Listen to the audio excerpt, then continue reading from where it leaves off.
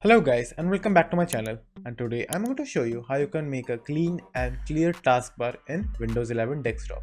So what you have to do is just simply right click on the taskbar over here, and the first things we are going to change is simply disable few options in the taskbar icon over here like search, widgets and chat, which will remove all those icons over here. And if you want to keep the task view, you can just simply keep it enabled, or you can just simply turn it off if you don't want it. But for me, I will just simply keep it enabled. Now in the second panel, just simply turn off all the icons over here like pen menu, touch keypad and visual keyboard.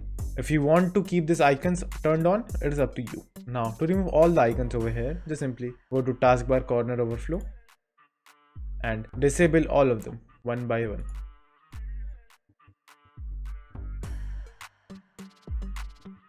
And now as you can see, I disabled all of them. The side panel is much more clear and clean. So for now that's it. Thank you for watching. Do like and subscribe to my channel and take care.